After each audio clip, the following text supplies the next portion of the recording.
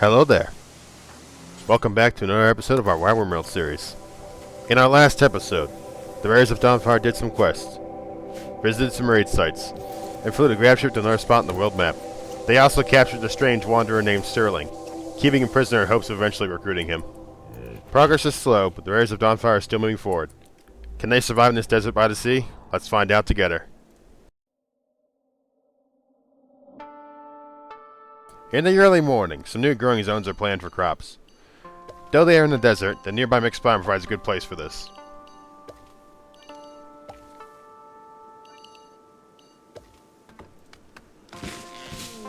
Kalios gets infected by sensory mechanites. Although painful, this condition can be cured by repeated tending. Kalios tends to himself and returns to help twin the fields. In his wooden shack, Donray makes plans to research machining. This research is very important for unlocking later tech down the line, after all. He goes to his wooden shack and begins to research. Late into the night, Sterling attempts to escape his prison. Donray and Jeff are drafted to go and try to stop him. As they enter the room, Sterling lets out a ghastly howl that travels throughout the night. In the distance, other screams can be heard, answering his call. They are coming. Donray and Jeff try to restrain Sterling, but he fights to the death.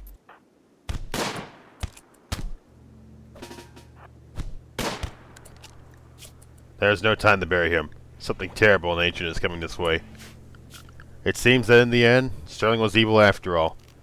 If only they could convert him to their side before this tragedy happened.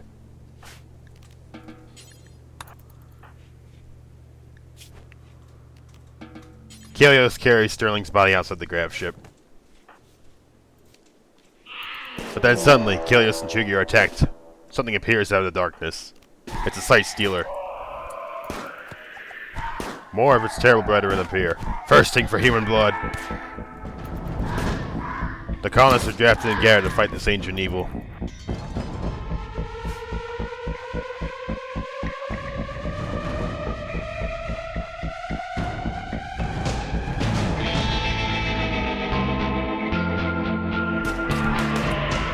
They don't have to wait long before more sight stealers appear, attacking the colonists viciously. Twin protects Kalios from some sight stealers while he guns down some other ones. It seems that they already killed all the sight stealers. They were lucky that this attack wasn't any bigger.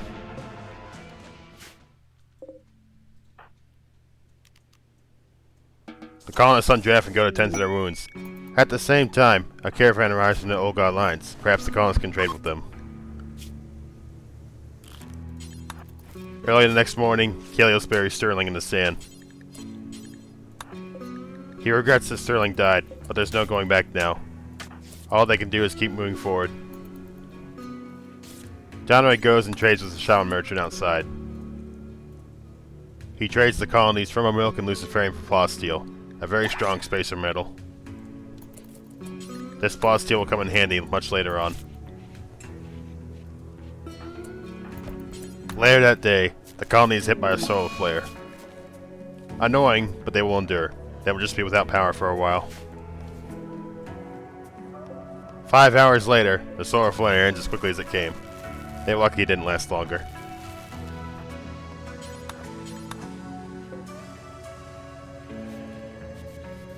The shaman merchants also decide to leave at midnight that very night. The very next morning, it's time for another caravan trip. There's a friendly settlement nearby they can trade with for some valuable goods.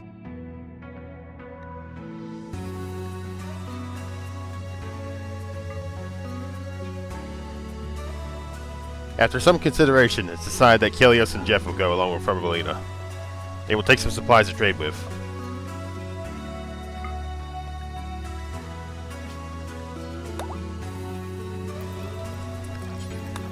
Kalios and Jeff work hard to load Rimworld for a trip ahead.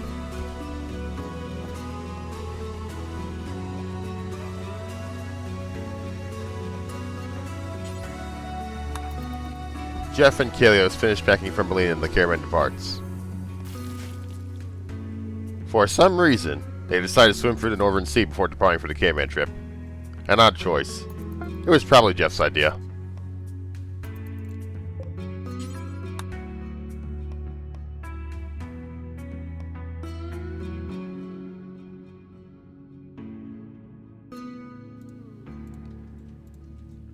A few hours later, the caravan arrives at the trading outpost of Henning. Jeff Portnoy leads the negotiations. He trades for 1 rooster, 2 hens, some medicine, and a psychic shock lance. These will come in handy later on.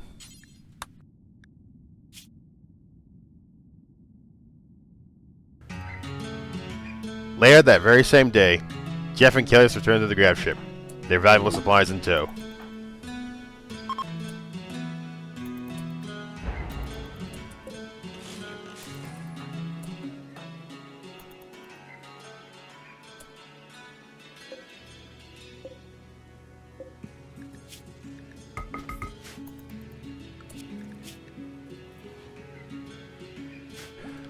Donray finishes research on machining, a huge step of progress for the colony. He decides to work on gunsmithing next. This will eventually allow them to create their own guns and ammunition.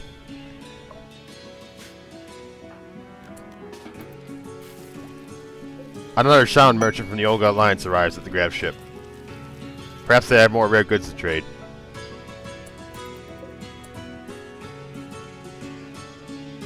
Jeff Portnoy talks with the traders. After some consideration, he decides to purchase a breeding pair of pigs for the colony. Perhaps in time, they can breed the pigs for a bacon source for the colony. And pork, of course. That's also good. Jeff ropes the pigs and leads them back to the pen. Kelios builds the first machining table. With this, they can eventually build some firearms and armor for fighting. He also builds a tool cabinet for the machining table. And of course, an uncomfortable wooden chair to sit in.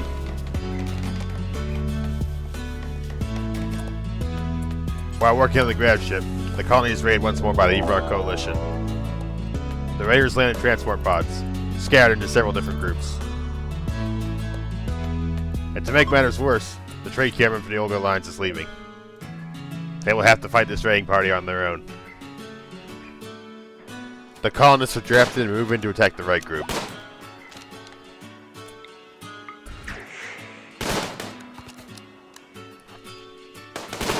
One raider falls, but there's still more out there.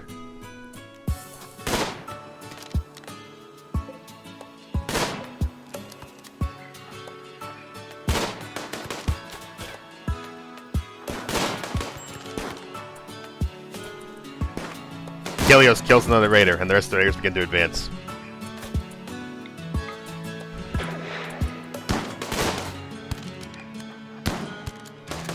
With a shotgun blast, Jeff takes down another raider, and the last one flees.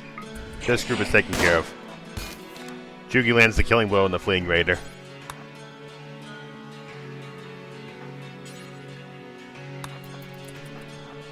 With the eastern desert clear, the Raiders of Dawnfire move down to the forest to confront the next group.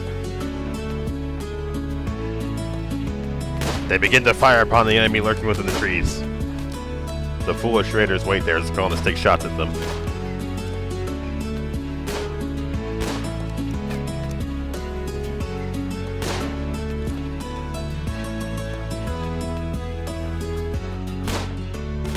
One raider falls and the rest move forward to attack. Kelios slows one with his psychic burn in the building. In a completely one-side battle, the colonists finish off this group as well. The colonists move south to take on the final group of raiders. Twin runs in and knifes the raider, while the colonists shoot down the other one. The last raider falls, and the colonists have protected their grab ship.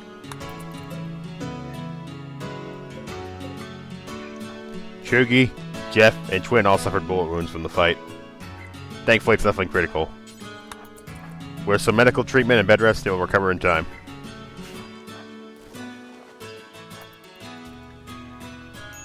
The colonists scatter a lot of weapons from the fallen raiders.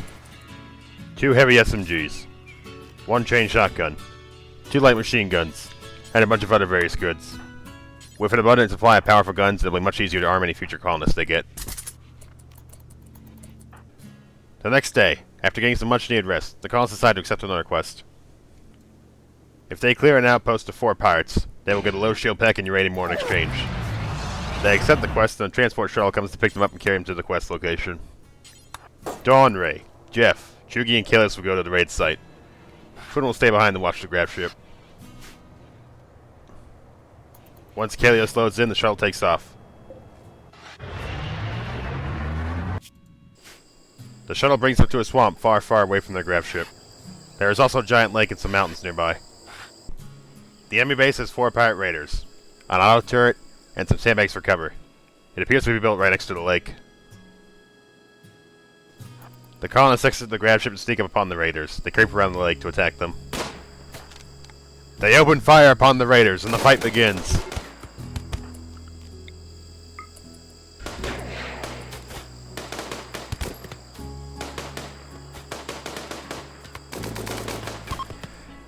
Just as quickly as it started, the gunfight is over. The surviving raiders try to flee.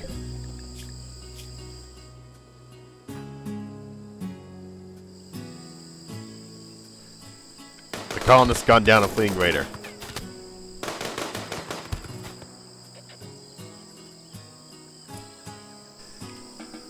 They search the raider outpost for supplies, and Donray and Jeff work on disabling the auto turret outside. Unfortunately, Jeff accidentally goes too far and gets hit by a gunshot, but he should be okay. We have the auto turret disabled, the quest is completed.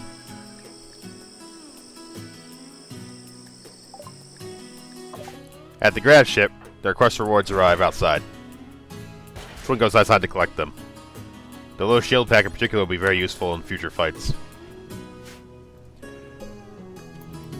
Twin decides to equip the low shield pack for right now. At the trading outpost, the colonists work together to deconstruct what they can and gather whatever supplies they can find inside. They also find some dead bodies and some gimmick cages inside the base. Poor souls. They remove the bodies and deconstruct the gimmick cages for their steel. They could do nothing for those that died here. But, perhaps now, the dead can rest easy, knowing they have been avenged. With the enemy defeated and their base stripped down of anything useful, the colonists make plans to load the shuttle.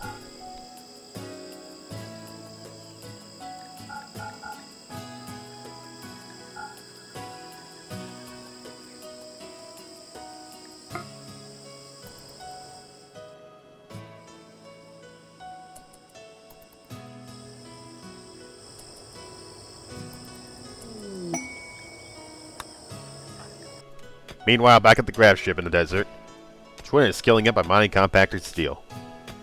What a Chad. At 3 AM in the morning, the shuttle is loaded and the colonists are ready to depart.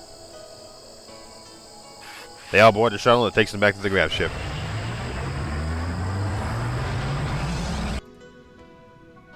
The shuttle carries them across the world map and back towards the grab ship.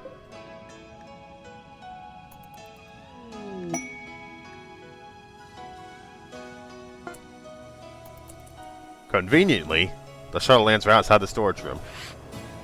That's pretty handy. It drops off the colonists and all the supplies they gathered. Then it soon takes off again and flies away. We need to get ourselves one of those things. They're pretty handy. Late into the night, Donray finishes research on gunsmithing. This will allow the colonists to craft basic firearms. He decides to work on plate armor next. This tech is a crucial step to getting to the more important flak armor. The next day, Shugi and Jeff work together to install the auto turrets around the grab ship. This is only temporary, for right now, but it will help protect the grab ship from future raiders. Kalios gathers their first rice harvest in the fields and works on planting more. Welcome to the rice fields! The colonists move the animals to the larger pen they built to the south. They will make a growing zone and plant some rice in the old pen.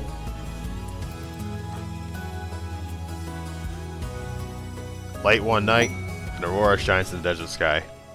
Beautiful lights dance in the sky. And at the same time, the colonists receive another quest. If they accept this quest, they will have to fight off pirate raiders in exchange for a reward. Perhaps they'll take it later on. Currently, it will be 10 raiders against 5 colonists. Not the worst odds, but still very difficult. Perhaps their auto turrets will help even up the score. Early in the morning, Twin and Kalios plant some more rice. Look at us, Twin. We're farmers now. With the research on plate armor complete, Donray turns his attention towards flak armor. Flak armor will help protect the colonists against bullets and explosions from enemy raiders. They need to unlock it as soon as possible. It's time for another quest. The Crypto Drone Info Hacked. By accepting this quest, a space drone will crash outside of the grav ship. They will need to protect it and hack it for the information it contains inside. Another step towards finding the legendary Dawn Pendant. In the early morning, Donray heads out to the desert to hack the space drone.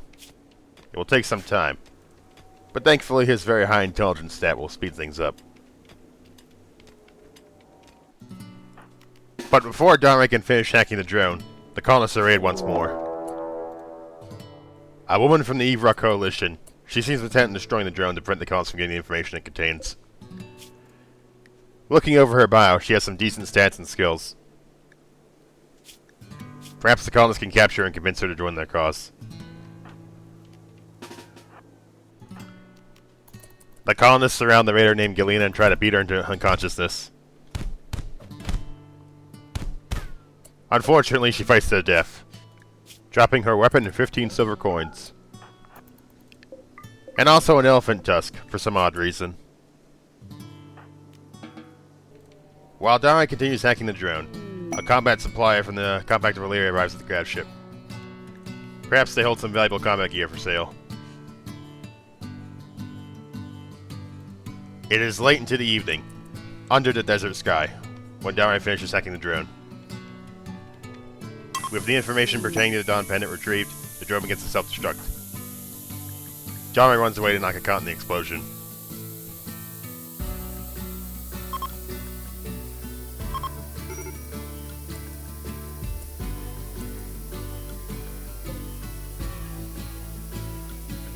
The space drone explodes, leaving behind some steel chunks, 50 uranium ore, and 4 components. While Twin hauls back the supplies from the drone, Jeff decides to go ahead and trade with the caravan. He decides to trade some of their old guns and gear for a Hellcat rifle. Even being poor quality, a Hellcat rifle contains a flamethrower that can be very useful against certain types of enemies. While Jeff snatches a meal from a trader, the colony gets bad news. Their hero crop is infested with blight. Not only is their heal root crop now useless, they now have to remove the heal root before it infests the other plants with the blight.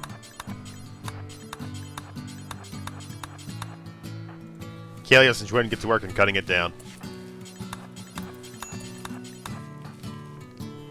With the diseased heal root gone, Kalios begins working on planting more rice. He hopes that it'll be ready in time before they have to leave again with the grav ship. Unfortunately, a sandstorm hits the desert. Kalios is forced to stop his planning and go inside to work on jade statues instead. Although he isn't a very good artist, having some jade statues in the bedrooms will help make them prettier. As the colonists continue to work, the sandstorm picks up. The fierce wind throws the sand around the desert, making seeing outside nearly impossible. And also going outside becomes very dangerous. After some trial and error, Kalios finishes the first statue. A poor quality jade statue, but it's better than nothing.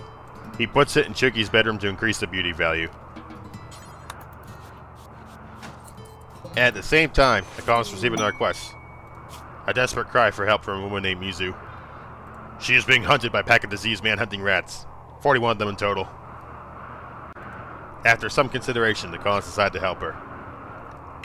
They accept the quest and prepare for battle. The colonists are drafted outside and Mizu appears soon after.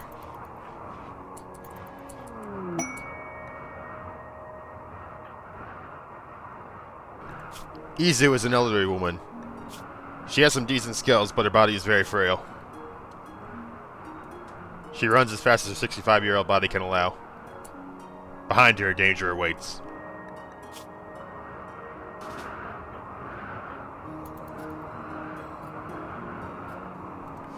As Twin and Izu run to the grav ship, the man-hunting rats appear. They thirst for human blood. The Man-hunting rats rush towards the grab ship, murderous intent in their minds. The colonists can't fight them in the open without being surrounded, so they retreat inside the grab ship, leaving the door open. They will use the open door as a choke point to only fight a few rats at a time. The outer turrets outside the grab ship will also provide a great distraction for the rats.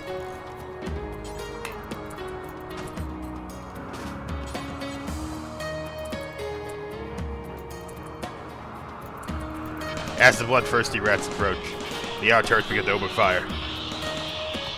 The rats are small though, which makes hitting them difficult. The raging sandstorm outside also makes it hard to land their shots. The rats ignore the outer turrets and rush towards the colonists, intent on killing them. Twin body blocks the door and the colonists open the fire behind him.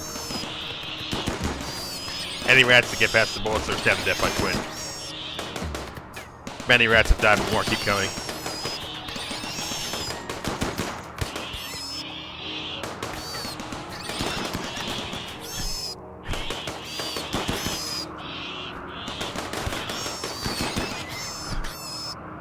After a long battle, the last rat falls, and the Raiders of Dawnfire are victorious.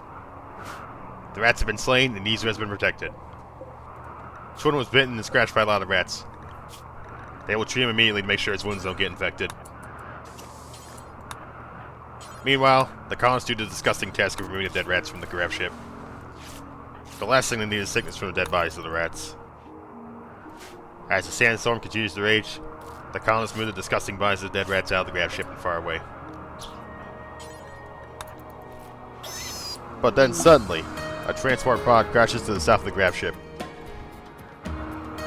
In the middle of the brutal sandstorm, a man named Gavril desperately needs help. He will soon die if he is not rescued. Kalios goes out into the sandstorm to rescue Gavril. He carries the wounded Gavril back to the grab ship and tends to his wounds. Gavril might decide to join him out of gratitude for saving his life. The only time will tell him that. For now, he is given a bed and is allowed to rest. The sun dawns upon a new day in the desert. The blistering sandstorm continues with no sign of stopping. The colonists need more food, and drinking resorts to butchering of dead rats to prepare meals with. While I can't imagine the colonists being happy about having to eat rat meat, it's far better than them starving to death. The colony animals, unfortunately, are left out in the sandstorm. Thankfully, they don't seem to mind. As the sandstorm rages on, Twin fearlessly harvests potatoes from the fields of sand. What a unit. The Raiders of Dawnfire will soon leave this desert behind. They will need every scrap of food possible for their journey ahead.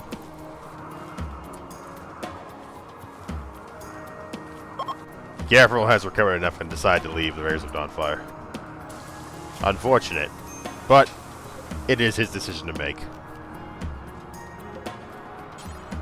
Izu shows her gratitude by helping Twin in the fields. With the animal pen completely covered in sand, they are forced to feed the animals rice and potatoes to help them stay alive.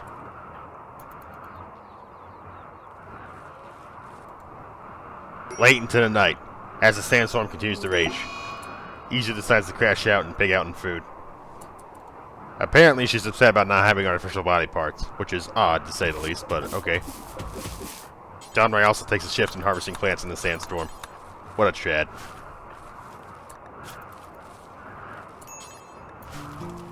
Another day passes and the sandstorm continues to rage. The colonists need to finish harvesting the hay and rice fields. Once that is done, they will be ready to leave this desert behind. And this accursed sandstorm too. Donray brings good news. He has finished the research on flak armor, a huge step for the colony's survival. With that done, the colonists will soon be able to make some flak armor to protect themselves in battle. Donray uninstalls the research bench from his wooden shack and brings it back to the grab ship. But then, late one night, the unexpected happens. After 2.5 days, the brutal and unforgiving sandstorm subsides. The desert is calm once more. The colonists work hard to finish harvesting the fields. Once that's done, they can finally leave this place.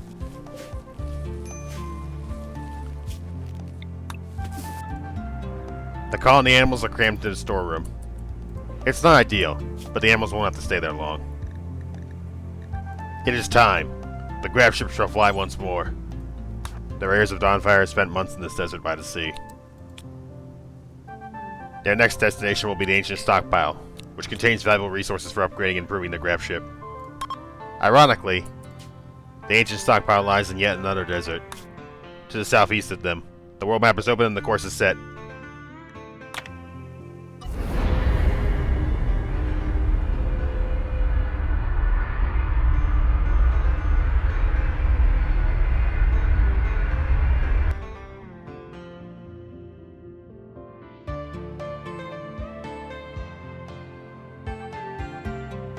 The Ancient Stockpile lies beneath the sand. They will have to drain beneath the desert in order to find it.